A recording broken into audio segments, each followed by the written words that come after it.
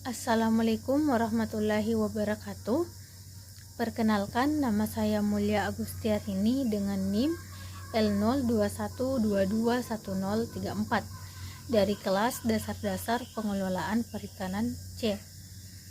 Di sini saya akan sedikit menjelaskan secara umum mengenai materi pengelolaan sumber daya perikanan, wilayah pengelolaan perikanan, alga, gastropoda, pelecypoda, cephalopoda, crustacea, dan echinodermata. Nah, langsung saja yang pertama yaitu pengelolaan sumber daya perikanan. Pengelolaan sumber daya perikanan merupakan ilmu manajemen yang ditujukan untuk mengelola sumber daya ikan pada suatu wilayah atau tempat. Tujuannya agar jumlah populasi ikan tidak menurun atau punah.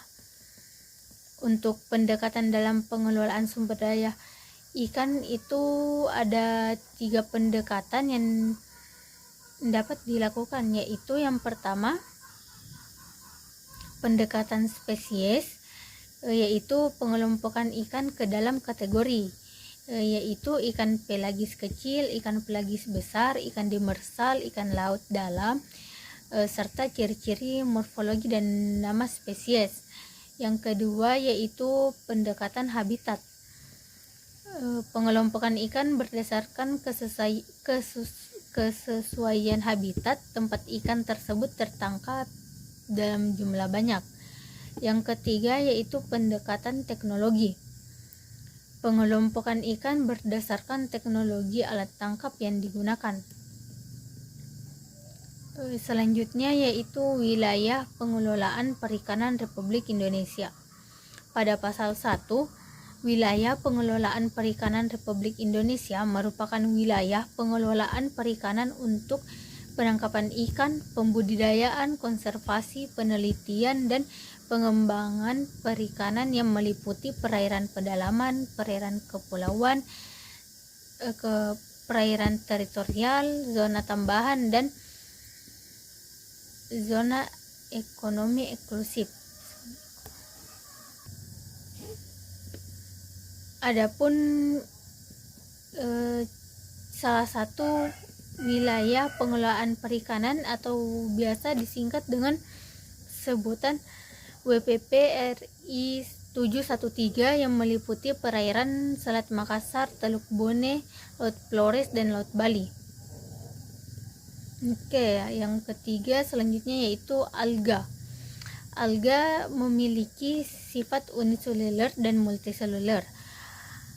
Alga dapat dibedakan menjadi 2 yaitu mikroalga dan makroalga. Yang pertama mikroalga. Mikroalga atau mikrofita merupakan alga mikroskopis yang meliputi fitoplankton dan alga renik lainnya. Umumnya alga ini ditemukan pada perairan air tawar dan bahari, baik di dalam kolam maupun di dalam sedimen. Mikroalga bersifat uniseluler, mulai dari beberapa ukuran mikrometer sampai ratusan mikron tergantung jenisnya. Tidak memiliki akar, daun, dan batang. Pada mikroalga mampu melakukan fotosintesis. Adapun jenis-jenis mikroalga yang memiliki manfaat antara lain yaitu Botryococcus bauni, Isorisis galbana, dan Neochloris oleobundans. Nah, pada ekstrak Isorisis galbana ini digunakan dalam bidang kosmetik dan untuk pertumbuhan rambut, mengandung heksana, etil, asetat, etanol, air, metanol, dan isopropanol. Yang kedua yaitu makroalga. Makroalga ini dapat ditemukan di sepanjang pantai mulai dari intertidal sampai di kedalaman. Makroalga biasa disebut rumput laut. Ini yang tidak memiliki akar, daun, dan batang namun memiliki talus. Di Indonesia sendiri itu yang digunakan makroalga jenis Rhodophyceae yang digunakan sebagai bahan pokok dalam perusahaan industri maupun skala rumah tangga untuk memproduksi agar-agar yang berasal dari Gelidium, Gracilaria, dan Hypnea. Selanjutnya yaitu gastropoda. Gastropoda merupakan kelompok hewan yang memiliki cangkang dan berjalan dengan menggunakan perutnya. Gastropoda biasa disebut dengan keong atau siput yang merupakan kelas dari filum Mollusca. Gastropoda ini dapat ditemukan di perairan maupun di daratan. Bentuk cangkangnya itu sangat beragam. Selanjutnya yaitu bivalvia. Bivalvia merupakan kelompok hewan yang memiliki cangkang yang berkapur yang terdiri dari dua bagian dan satu-satunya tonjonan lunak dari bagian luar berbatu ini adalah kaki anterior lunak untuk menggali dan bukaan posterior mantel. Adapun cara bergerak dari bivalvia ini yaitu dibagi menjadi dua, yaitu ada bivalvia infauna yaitu bergerak secara horizontal maupun vertikal di dalam substrat. Adapun bivalvia juvenile mussels yang bergantung pada kekentalan lendir untuk bergerak di permukaan keras dan menggunakan benang abisal. Nah, habitat bivalvia ini menghabiskan seluruh hidupnya di dalam lumpur atau pasir. Bivalvia juga dapat dijadikan sebagai bioindikator dan biofilter pada suatu perairan. Selanjutnya yaitu cephalopoda. Cephalopoda merupakan kelompok invertebrata yang dapat mencapai ukuran besar sekali, yang termasuk kelompok cephalopoda yaitu cumi-cumi, sotong, gurita, dan genggeng. Tubuh cephalopoda ini memanjang menurut sumbu dorsoventral dan tidak memiliki kaki, dengan bagian anterior kaki embrio tumbuh menjadi serangkaian tangan atau tentakel yang melindungi mulut, dan bagian posterior membentuk corong atau funnel berotot.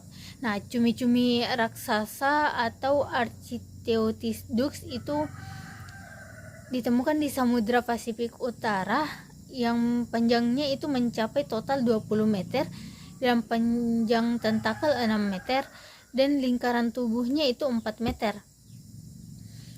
Adapun gurita terbesar yang memiliki panjang tubuh 36 cm dengan tentakel mencapai panjang 5 meter. Adapun habitat dari cephalopoda.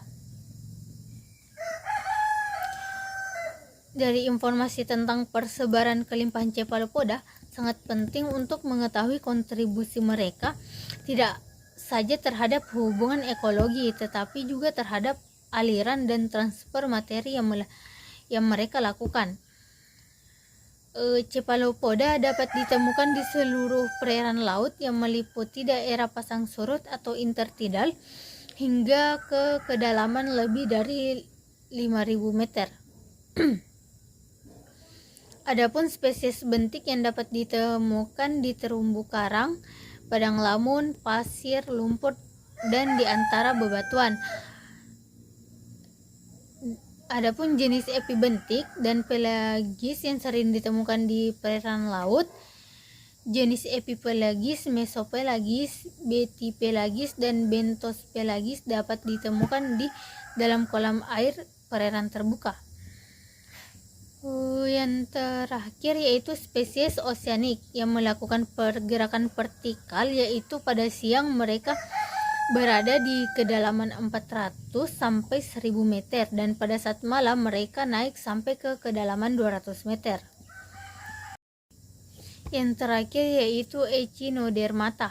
Echinodermata merupakan kelompok hewan berduri yang meliputi kelas Asteroidea atau bintang laut, kelas Ophiuroidea bintang ular, kelas Echinoidea bulu babi, kelas Holoturoidea teripang, kelas Crioidea itu lili laut. Adapun jenis Echinodermata yang dapat dimakan yaitu bulu babi dan teripang. Echinodermata bersifat radial simetris, yaitu memiliki 5 bagian pada hewan dewasa. Larva bersifat bilateral simetris. Sebagian besar organ mempunyai cilia, tidak memiliki kepala, otak, dan tidak bersegmen. Tubuhnya ditutupi oleh epidermis yang halus dan sering memiliki duri-duri kapur yang halus serta memiliki kaki ambulakral, yaitu kaki tabung. Nah, sekian pemaparan dari saya. Lebih dan kurangnya mohon dimaafkan. Assalamualaikum warahmatullahi wabarakatuh.